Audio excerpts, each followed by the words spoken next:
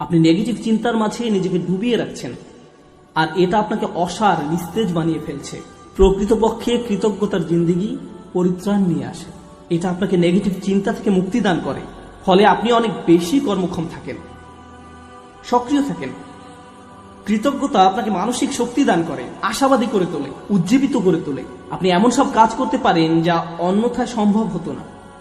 আমার অভিজ্ঞতা হলো, আশা করি আপনাদের অভিজ্ঞতা এমন নয়, দুর্ভাগ্যক্রমে মুসলিম উম্মাহ হিসেবে আমরা নেতিবাচক চিন্তায় আসক্ত হয়ে পড়েছি। আমরা নেতিবাচকতায় এমন আসক্ত যে কাউকে উম্মার জন্য কিছু করতে দেখলে বলি, কি লাভ এসব করে, কোনো কিছুরই পরিবর্তন হবে না। তার কাজে ভালো কিছু দেখার পরিবর্তে আমরা বলি, আরে ভাই, এতে কোনো লাভ হবে না, অমুক অমুক সমস্যাগুলোর তো কোনো সমাধান হয়নি। ফিরে আসো, আমাদের সাথে নেগেটিভ ক্লাবে যোগ দাও। তুমি এত পজিটিভ চিন্তা কেন করো? অর্থাৎ কাউকে পজিটিভ দেখলে আমাদের কেমন যেন একটা গা জ্বালা করে। জিনিসটা তো এরকম হওয়ার কথা নয়, কেন আমরা তাকে আবার নেগেটিভ জগতে ফিরিয়ে আনছি না? দুঃখজনকভাবে কখনো কখনো এই মনোভাব এমন মানুষদের মাঝে দেখা যায় যাদেরকে আমরা অনুসরণ করি, যেমন পিতামাতা। যখন একজন পিতা সবসময় নেতিবাচক চিন্তা করেন, যখন মা সবসময় নেগেটিভ চিন্তায় ডুবে থাকেন, কিভাবে সেই পরিবারে কৃতজ্ঞ ছেলে মেয়ে বেড়ে উঠবে? তারা যদি আপনাকে সবসময় অভিযোগ করতে দেখে, সব সময় আপনাকে দুঃখ ভারাক্রান্ত দেখে, আপনার বাচ্চারা যদি আপনাকে কখনো কোনো কিছুর জন্য কৃতজ্ঞ হতে না দেখে, কার কাছ থেকে তারা কৃতজ্ঞতা শিখবে? এমন অনেক মুসলিম আমার কাছে আসে যারা নিজেদের ধার্মিক মুসলিম হিসেবে পরিচয় প্রদান করে না। আমি আপনার কিছু ভিডিও দেখেছি, কিন্তু আমি আসলে কখনো মসজিদে যাই না। আমি তখন জিজ্ঞেস করলাম যে কেন আপনি নিজেকে ধার্মিক মুসলিম হিসেবে পরিচয় দেন না? নিজেকে ধার্মিক মুসলিম সমাজের অংশ মনে করতে আপনার দ্বিধা কেন? উত্তরে তারা কি বলে জানেন? তারা বলে, এই ধার্মিক মুসলিমরা সব সময় বিপর্যস্ত থাকে, তাদের সবসময় রাগান্বিত দেখায়। কিভাবে এমনটা হলো? যে মানুষদের কাছে স্বর্গীয় ব্যাপার রয়েছে তাদের অবস্থা এমন কি করে হলো? এই আয়াতে প্রজ্ঞা বলতে কৃতজ্ঞতা বোঝানো হয়েছে। হিকমার সারমর্ম হলো, হিকমার নির্যাস হলো শুকর বা কৃতজ্ঞতা। যে নিয়মিত আল্লাহর দ্বীন সম্পর্কে জ্ঞান লাভ করতে থাকে তাকে কেন এমন দুর্দশাগ্রস্ত লাগবে? মূলত আপনি যত বেশি কৃতজ্ঞ হবেন, আপনাকে তত বেশি ইতিবাচক দেখাবে। সব সময় সবকিছুতেই আপনি ইতিবাচক দিকটি খুঁজে পাবেন। এমনকি যখন আমরা দুঃখ ভারাক্রান্ত হয়ে পড়ি, তখন আমরা নিজেদের এই বলে প্রবোধ দেব যে আমি এই মুহূর্তে কোন কোন বিষয়ের জন্য কৃতজ্ঞ থাকতে পারি। তারপর নিজের মনকে শক্ত করে আবার দাঁড়িয়ে যান। এখন আমার মুসা আলাহিসাল্লামের কথা মনে পড়ে গেল। আমি আসলে সব সময় মুসা আলাহিসাল্লামের এই ঘটনাটি দ্বারা অনুপ্রাণিত হই। তিনি নীল নদ পার হয়ে অপর প্রান্তে চলে গেলেন। তার সাথে বনী ইসরাইলের হাজার হাজার মানুষ, আর সবাই ঘর বাড়িহীন, নিঃস্ব। তার উপর তারা মরুভূমিতে বিচরণ করছেন। তাদের মাথার উপর কোনো ছাদ নেই। পুরুষ, নারী, শিশু, বৃদ্ধ সবাই হয়তো কষ্টে কান্নাকাটি করছে। আমরা এখন টেক্সাসের 100 ডিগ্রি ফারেনহাইট তাপমাত্রায় 20 মিনিট থাকতে পারি না, বলে উঠি আমাকে এখনই বাসায় যেতে হবে। আর তারা মরুভূমিতে বাস করছেন। এখন মুসা আলাইহিসসালাম তাদেরকে শান্ত করার লক্ষ্যে তাদের উদ্দেশ্যে বক্তব্য দিবেন। তিনি তাদেরকে বললেন, লা ইন শাকারতুম লা আযীদান্নাকুম, যদি তোমরা কৃতজ্ঞ হও আমি তোমাদের বাড়িয়ে দেব। আমি ভেবেছিলাম যে তিনি তাদের ধৈর্য ধরা নিয়ে খুতবা দিবেন, কিন্তু না, তিনি তাদের উদ্দেশ্যে কৃতজ্ঞতা নিয়ে খুতবা দিলেন। কেউ হয়তো বলতে পারে, আরে আমরা কি নিয়ে কৃতজ্ঞ হব? আবহাওয়ার অবস্থা দেখেছো, আমাদের বাচ্চাদের অবস্থা, আমরা ক্ষুধায় কাতর, গায়ে জামাটা ছাড়া আর কোনো জামা নেই, আমাদের কোনো খাবার নেই। কৃতজ্ঞ কিসের জন্য কৃতজ্ঞ হব? আপনি যদি একটু থেমে চিন্তা করেন, কারণ ফেরাউনের বাহিনী তোমাদের হত্যা করতে পারেনি, অথবা তোমরা ডুবে যাওনি, অথবা তোমরা এখন আর মিশরীয়দের দাস নও, তোমাদের বাচ্চাদের আর জবাই করা হচ্ছে না, তোমাদের মহিলাদের আর নিপীড়িত জীবনযাপন করতে হচ্ছে না, চোখের সামনে মহিলাদের নির্যাতিত হওয়ার দৃশ্য আর পুরুষদের দেখতে হচ্ছে না, তোমরা এই সব কিছুর জন্য কৃতজ্ঞ নও? অভিযোগ করছো? কৃতজ্ঞ হওয়ার জন্য আপনি সব সময় কিছু না কিছু খুঁজে পাবেন। সব সময় এমন কিছু পাবেন যা আরো খারাপ হতে পারত। সুতরাং এই ধরনের প্রজ্ঞা নিয়ে বেঁচে থাকা খুবই কঠিন। কিন্তু কেউ যদি এভাবে জীবনযাপন করতে পারে, তাহলে সে শুধু নিজেরই উপকার করলো। অমাইয়াশকুর ফা ইন্নামা ইয়াশকুরু লিনাফসিহি, যে কৃতজ্ঞতা প্রকাশ করে সে তা নিজের কল্যাণেই করে। আল্লাহ ওয়াদা করেছেন, লা আযীদান্নাকুম, আমি তোমাদের আরো বেশি দান করব। আল্লাহ আপনার জীবনের প্রতিটি ক্ষেত্রে আপনাকে সমৃদ্ধি দান করবেন, যেমন হেদায়েত, স্বাস্থ্য, রিজিক সহ সকল ক্ষেত্রে সবকিছুই ঠিক হয়ে যাবে যদি আমি আর আপনি আল্লাহর প্রতি কৃতজ্ঞ হতে পারি। এটাই এখানে প্রজ্ঞা। তারপর তিনি বলেন, ওমান কাফারা ফা ইন্নাল্লাহা গানিয়্যুন হামিদ, আর যে কৃতজ্ঞ হয় আল্লাহ অভাব মুক্ত। আল্লাহ হলেন গানি এবং হামিদ, তিনি ধনী এবং প্রশংসিত। অর্থাৎ আপনার প্রশংসা তার দরকার নেই, মানুষের প্রশংসার দরকার হয়। কিন্তু আল্লাহর প্রশংসার দরকার নেই। কিছু মানুষ বলে, কেন আমি তার প্রতি কৃতজ্ঞ হব? তোমাদের প্রভুর কেন এত প্রশংসা দরকার হয়? সাধারণ নাস্তিকরা এই প্রশ্ন করে, কেন তোমাদের রব সবসময় প্রশংসা করতে বলে? আল্লাহ বলেন, তিনি হলেন গানি, তার কোনো কিছুর প্রয়োজন নেই, তার প্রশংসার দরকার পড়ে না। এটা তোমাদের জন্য, এই প্রশংসা করার মাধ্যমে তোমরাই উপকৃত হবে। তিনি হলেন হামিদ, তোমরা প্রশংসা করো বা না করো, তিনিই প্রশংসার মালিক। শুধু শুকর বা কৃতজ্ঞতা নয়, বরং হামদ বা প্রশংসাও তার অধিকারভুক্ত। তিনি আপনার প্রশংসার জন্য অপেক্ষা করেন না। তারপর এই মানুষটি হযরত লোকমান, যিনি কৃতজ্ঞতা এবং শুকরিয়ার জিন্দেগি যাপন করতেন, আর এই দুইটি গুণ তার জীবনের সবকিছুতেই দীপ্তি ছড়িয়েছিল। তিনি কোনো কিছু সম্পাদন করতে গেলে এই গুণগুলো তার মনোভঙ্গি ঠিক করে দিত। আপনি কি কাজ করেন সেটা যেমন গুরুত্বপূর্ণ, তার চেয়েও বড় গুরুত্বপূর্ণ ব্যাপার হলো এই কাজের প্রতি আপনার মনোভঙ্গি কেমন। শুধু কি করেন তাই নয়, বরং কিভাবে করেন সেটাও গুরুত্বপূর্ণ। আপনারা উভয়ে বিসমিল্লাহ বলে খাওয়া শুরু করেছেন, সবকিছু দেখতে একই রকম, কিন্তু একজনের কৃতজ্ঞতার মনোভঙ্গি ছিল আর অন্যজনের সেটা ছিল না। একজন এই দুনিয়া এবং পরকাল উভয় জগতেই লাভবান হবে, অন্যজন হবে না। অন্যজন এই সমস্ত উপকারের দরজা বন্ধ করে রেখেছে, কারণ যে দৃষ্টিভঙ্গিতে সে খেয়েছিল সেটা কৃতজ্ঞতার দৃষ্টিভঙ্গি ছিল না। শুকর শুধু কাজের নাম নয়, এটা মনোভঙ্গিরও নাম। এখন তিনি তার ছেলেকে কি বললেন? ওয়াইজ ক্বালা লুকমানু লিইবনিহি ওয়া হুয়া ইয়াইযুহু। লোকমান যখন উপদেশ দেওয়ার সময় তার ছেলের দিকে ফিরে বললেন, হে আমার ছেলে, আমার প্রিয় সন্তান, লা তুশরিক বিল্লাহ, আল্লাহর সাথে শিরক করো না, আল্লাহর কোনো অংশীদার সাব্যস্ত করো না। কিন্তু আলোচনার সূত্রপাত তো শিরক দিয়ে হয়নি, মূর্তি পূজা নিয়ে তো এই কথাবার্তা শুরু হয়নি। আলোচনা তো ছিল কৃতজ্ঞ হওয়া নিয়ে। আমরা শাব্দিক দৃষ্টিকোণ থেকে একটি বিষয় এখানে শিখছি, শিরক এবং শুকর এর একটি শাব্দিক মিল আছে। কিন্তু আরেকটি বিষয় আমাদের এখানে জানতে হবে, আল্লাহ আমাদের এখানে শেখাচ্ছেন তার সাথে আমাদের সম্পর্কের মূল কেন্দ্রবিন্দু হলো আসলে কৃতজ্ঞতা।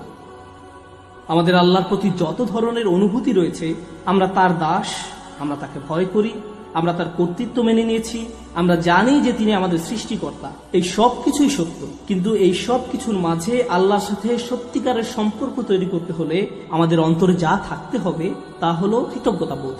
যদি অন্তরে এর উপস্থিতি না থাকে, তাহলে অন্তর এমন এক ধরনের শিরকের বসবাস হবে যার সাথে আমরা যুদ্ধ করে পারবো না। কারণ এটা দেখতে মূর্তির মতো নয়, এটাকে দেখতে মিথ্যে কোনো খোদার মতো মনে হয় না। এটা এমন এক ধরনের মূর্তি যার বসবাস অন্তরে। তো তিনি তার সন্তানকে বলেন, আল্লাহর সাথে শিরক করো না, আল্লাহর প্রতি অকৃতজ্ঞ হয়েও না বলার পরিবর্তে তিনি এই কথা বললেন, কারণ তিনি যেহেতু মনে করেন কৃতজ্ঞ হওয়াই আসলে প্রজ্ঞা, আল্লাহর পাশাপাশি কোনো কিছুকে স্থাপন করো না। আমরা এটা কিভাবে বুঝব? লুকমান তার ছেলেকে আসলে কি শিক্ষা দিচ্ছেন? প্রসঙ্গত এটা শুধু সন্তানের সাথে পিতার কথোপকথন নয়, বরং এটা এমন যে কারো জন্য হতে পারে যার অধীনে কেউ বাস করে। আপনার জীবনে যদি এমন কেউ থাকে যে আপনার কাছ থেকে প্রজ্ঞার তালাশ করে, বিশেষত আমি বাবাদের উদ্দেশ্যে বলছি, এমনকি এর বাইরেও, আপনি হয়তো বড় ভাই, আপনি এমন পজিশনে আছেন যেখানে অন্যরা আপনার অনুসরণ করে, সেক্ষেত্রে আপনার উচিত এই শিক্ষাটি তাদের নিকট পৌঁছে দেয়া। আমি নিজেকে এই প্রশ্নটি করি। আপনাদের কাউকে কাউকে আল্লাহ অনেক কিছু দিয়েছেন, যেমন আপনাদের হয়তো ভালো চাকরি আছে, ভালো ব্যবসা আছে, টাকার সমস্যা নেই, গাড়িও আছে, আপনার সব কিছুই আছে। ফলে আপনার বাচ্চাদের জীবন আপনার নিজের জীবনের চাইতেও অনেক বেশি সহজতর। কিন্তু আপনি যখন ছোট ছিলেন, আপনার জীবন এতটা সহজ ছিল না। আমার এখনো মনে আছে, ঈদের সময় আমরা বার্গার কিনতাম, আমরা একটা বার্গার কিনে পুরো পরিবার সবাই ভাগ করে খেতাম। এটাই ছিল আমাদের ঈদ। আমি আমার বোনের টুকরার দিকে তাকিয়ে থাকতাম, কারণ মাঝখানে টুকরাটা ছিল সবচেয়ে বড়। অনেক বাচ্চারা প্রথম টুকরাটা চায়, কিন্তু প্রথম টুকরাটিতে তো শুধুই রুটি। এখানে আসল কথা হলো, আমাদের বাচ্চারা এসব জানে না। তারা এভাবে বলে, আমি আমারটাতে চিজ চাই, আমারটাতে মেয়োনিজ চাই, কেউ বলে আমারটাতে চিজ না, পেঁয়াজ চাই। আমার বাল্যকাল আর তাদের বাল্যকাল একরকম নয়। তারা কষ্ট দেখে না। যখন আপনার টিনেজ বাচ্চা বলে, আমি ঠিক শিওর না কোন কলেজটাতে ভর্তি হব, কোন গাড়িটা যে পছন্দ করি, আপনার হয়তো তখন মনে পড়ে, ভাই আমি পাবলিক বাসে ধাক্কাধাক্কি করে কলেজে যেতাম, সকালবেলা পত্রিকা বিতরণ করতাম, কাজে 3 মিনিট দেরিতে পৌঁছানোর জন্য চাকরি হারিয়েছিলাম, আমি কোনো মতে টিউশন ফি দিতাম, বাসায় নিয়মিত বাজারও থাকতো না। আর আমার বাচ্চারা এখন বলছে তারা শিওর না কোন গাড়িটা কিনবে। আপনার মন চাচ্ছে দেয়ালে নিজের মাথা ফাটাতে, কারণ আমাদের বাচ্চারা মনে করে তাদের তো এমনিতেই সবকিছু পাওয়ার কথা। তারা কৃতজ্ঞ হওয়ার মানে বোঝে না। এভাবে কারো পক্ষে কৃতজ্ঞ হওয়া সম্ভব নয়। আমাদের উচিত আমাদের বাচ্চাদের টাকার মূল্য শেখানো। তাদেরকে উন্নত জীবন দেওয়ার মানে এই নয় যে তাদেরকে ভালো মানের অ্যাপার্টমেন্ট দিবেন। আপনি হয়তো অতিরিক্ত দিয়ে তাদের ধ্বংস করে দিয়েছেন। আপনার বাসা যদি খেলনায় পরিপূর্ণ থাকে আর তারা শুধু আরো নতুন নতুন খেলনা চায়, 2 দিন আগে কিনে দিয়েছেন সেটা ময়লার বাক্সে, তাহলে এইসব শেখার মানে কি? এই তিলাওয়াতের অর্থ কি? আনিশকুর লিল্লাহ মানে বাবা হিসাবে আপনাকে কৃতজ্ঞতার জীবনযাপন করতে হবে এবং আপনি আপনার সন্তানকে কাজের গুরুত্ব বুঝাবেন, রিজিকের গুরুত্ব বুঝাবেন, তাদের যা আছে তার গুরুত্ব বুঝাবেন। তারা যেন যা নেই তা নিয়ে অসন্তুষ্ট হয়ে না থাকে। ঈদের সময় বাচ্চারা ধনী হয়ে যায়। এই সময়টা ছিল আমাদের বাচ্চাদের কৃতজ্ঞতা শেখানোর একটা সুযোগ। কারণ রমজানের আয়াতের শেষে আল্লাহ কি বলেছেন? যেন তোমরা কৃতজ্ঞ হতে পারো। তুমি কত পেয়েছো? তারা একজন আরেকজনকে এভাবে জিজ্ঞেস করে, 2000 টাকা, আমি পেয়েছি মাত্র 1500 টাকা। আমরা দেয়ার পজিশনে নেই, আমরা শুধু নেয়ার মধ্যে আছি। আমরা আমাদের ছেলে মেয়েদের রাক্ষসে পরিণত করে ফেলেছি। তাদেরকে শুধু ভোগ করা শেখাচ্ছি, আর তাদের চাওয়ারও কোনো অন্ত নেই। আর যখন তাদের কোনো দাবি পূরণ করার অবস্থা না থাকে, আমি এমন অনেক পিতামাতার সম্মুখীন হয়েছি যাদের বাচ্চারা তাদের নিকট এভাবে দাবি জানায়, অবশ্যই আমাকে আইফোন কিনে দিতে হবে। পিতা বলে, না, পারবো না। বাচ্চা তখন বলে, তাহলে আমি আত্মহত্যা করব।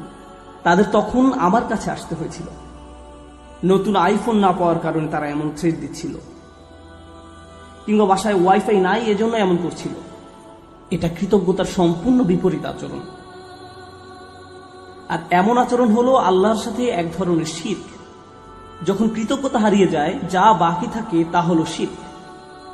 আপনি আত্মসমর্পণ করতে চান, যার কথা শুনতে চান, যাকে সন্তুষ্ট করতে চান, সে হলো নিজের ইচ্ছা আকাঙ্ক্ষা, নিজের ভোগ বিলাসিতা, নিজের কামনা বাসনা। বাচ্চারা এসব জানে না। তাদেরকে দেখিয়ে দিতে হবে, বোঝাতে হবে। আপনি তাদেরকে যা বানান তারা তাই হবে। আমরা তাদের প্রতি এমন অন্যায় আচরণ করতে পারি না। আপনার টাকা আছে বলেই যে তাদের সব দাবি পূরণ করতে হবে এমনটা নয়। অবশ্য বিপরীত অবস্থাও আছে। অনেক পিতামাতা তাদের বাচ্চাদের কিছুই কিনে দেয় না, তারপর তারা এই খুতবা ব্যবহার করে। না, এটা করবেন না। অবতাগী বাইনা যালিকা সাবিলা, মধ্যম পন্থা অবলম্বন করুন। আমি আরেকটা ব্যাপারে দৃষ্টি আকর্ষণ করতে চাই, কারণ বিষয়টা গুরুত্বের দাবি রাখে। আমাদের বাচ্চাদেরকে দায়িত্ববোধ শেখাতে হবে। তারা যখন টিনেজ বয়সে পৌঁছায়, তাদেরকে বাসার ছোটখাটো কিছু কাজ করতে দিন, তাদেরকে বাসার কাজে কিছুটা অবদান রাখতে দিন। তারা যদি এর বিনিময়ে চায়, তাহলে বলুন, তুমিও এই বাসায় থাকো, এখানে ঘুমাও, তোমাকেও কিছুটা দায়িত্ব নিতে হবে। আপনার বাচ্চাদেরকে দায়িত্ববোধ শেখান, কোনো কিছুর বিনিময়ে না, টাকার বিনিময়ে নয়, অথবা মাস শেষে তাদেরকে নতুন গেম কিনে দিবেন বলেও নয়, কোনো কিছুর বিনিময়ে না। যদি আমরা সব সময় এমনটা করি, যদি তাদেরকে শুধু ভোগ করতে শিখাই আর তারা শুধু আপনার নিকট বিনিময় চাইতে থাকে, এটা করলে আমাকে কি দিবা, ওটা করলে আমাকে কি দিবা, যদি আপনার বাচ্চাদের আল্লাহর প্রতি কৃতজ্ঞ হতে না শেখান, তাহলে কিভাবে তারা আপনার প্রতি কৃতজ্ঞ হবে? এই দুইটা বিষয় কি সম্পর্কযুক্ত নয়? আল্লাহ বলছেন, আনিশকুরলি ওয়া ওয়ালিদাই, আমার প্রতি ও তোমার পিতামাতার প্রতি কৃতজ্ঞ হও। এই দুইটা ব্যাপার সম্পর্কযুক্ত। আমরা যদি আমাদের সন্তানদের তাদের যা আছে তার জন্য আল্লাহর প্রতি কৃতজ্ঞ হতে না শেখাই, তাহলে আমি আপনাদের গ্যারান্টি দিয়ে বলছি, তারা স্বাধীন হয়ে যাবে। যখনই তারা স্বনির্ভর হয়ে যাবে, তারা আলাদা হয়ে যাবে। আপনার কলের কোনো জবাব দেবে না, মেসেজের কোনো উত্তর নেই, তারা আপনাকে উপেক্ষা করে, অগ্রাহ্য করে, যখন তখন বাসা থেকে বের হয়ে যায়। আপনি তখন ভাবেন, কি হলো এই বাচ্চার? আমি তার জন্য সব কিছু করলাম, আমি সারা জীবন তোমাকে দিয়ে গেলাম, এখন তুমি আমাকে কিছুই দিচ্ছ না। হ্যাঁ, কারণ এখন আর আমার আপনাকে প্রয়োজন নেই। আপনার কি প্রয়োজন? আর আমি স্বাধীন, ওই লেনদেন তো শেষ হয়ে গেছে, ধন্যবাদ, বাই। এখন আমরা তাজ্জব হয়ে বসে আছি, কিন্তু সম্ভবত আমরাই তাদেরকে নষ্ট করে ফেলেছি। মানে অতি ভালোবাসা দেখিয়ে আমরা তাদের ধ্বংস করে ফেলেছি। ইন্নামা আমওয়ালুকুম ওয়া আওলাদুকুম ফিতনা, আল্লাহ একটি কারণে এই কথা বলেছেন। তোমাদের সম্পদ এবং সন্তান সন্ততি তোমাদের জন্য একটি বড় পরীক্ষা। বিশেষত ছেলে মেয়েদের পেছনে যদি নিয়ন্ত্রিত উপায়ে টাকা পয়সা খরচ করা না হয়, তাহলে তারা বিশাল এক পরীক্ষার বিষয়ে পরিণত হবে। মাঝে মাঝে বাচ্চাদের কোনো কিছু কিনে দেওয়া উত্তম, মাঝে মাঝে তারা যা চায় তা না দেওয়া উত্তম, মাঝে মাঝে তাদের থেকে দূরে সরিয়ে রাখা উত্তম। এটা গুরুত্বপূর্ণ। এটা শুধু পুঁথিগত বিদ্যা নয়, শুধু আলহামদুলিল্লাহ বলা শেখালেই হবে না, এই শিক্ষার উপরে জীবনযাপন করতে হবে। এই জন্যই আলোচনাটি শুরু হয়েছে এই বলে, ওয়ালাকাদ আতাইনা লুকমান আল হিকমা, আমি লোকমানকে প্রজ্ঞা শিক্ষা দিয়েছি, বাস্তব জ্ঞান, বাস্তব শিক্ষা। কিভাবে কৃতজ্ঞ থেকে জীবন কাটাতে হবে সেই শিক্ষা। আমাদের বাচ্চারা কতবার তাদের জামা কাপড় ভাঁজ করে, ধৌত করে, আমরা তাদের কিভাবে কৃতজ্ঞতার শিক্ষা দেব? যখন তাদের সবকিছু আমরাই করে দেই, মনে হয় যেন ঘরের মধ্যে ছোট ছোট ফেরাউন দৌড়াদৌড়ি করছে আর বলছে আমি সবচেয়ে বড় রব, আনা রাব্বুকুমুল আ'লা। আজ আমি বার্গার খাবো না, পিৎজা খাবো, আমাকে এটা দাও, ওইটা দাও। আমরা তাদের এমন বানিয়ে ফেলেছি। এটা তাদের দোষ নয়। আমাদের সন্তানরা যখন নষ্ট হয়ে যায়, এই জন্য নয় যে তারা শয়তান, এর কারণ হলো আমরা তাদের সঠিক শিক্ষাটা দিচ্ছি না। প্রজ্ঞা থাকার মানে হলো আপনি আপনার সন্তানদেরকে সঠিক নিয়মে বড় করেন, আপনি তাদের আকাঙ্ক্ষাগুলো নিয়ন্ত্রণের চেষ্টা করেন। বাচ্চাদের এই নিয়ন্ত্রণটি নেই। আমাদেরকে ভালোবাসার সাথে তাদের ভিতরে এই অনুভূতি তৈরি করে দিতে হবে। আয়াতটি শুরু হয়েছে ইয়া বুনাইয়া দিয়ে, আমার প্রিয় ছেলে, অর্থাৎ বাবা অত্যন্ত আদর মাখা কণ্ঠে তার বাচ্চার সাথে কথা বলছেন। আপনি এর উল্টাভাবে শুরু করতে পারেন না, এই বাসার সবাই শোনো, আমি মাত্র জুমা থেকে আসলাম, বাসার সবকিছু এখন অন্য নিয়মে চলবে। এভাবে না। ভালোবাসার সাথে সুন্দরভাবে করুন, তাদের সাথে কথা বলুন, তাদেরকে বুঝান যে তাদের আচরণ পরিবর্তন করতে হবে।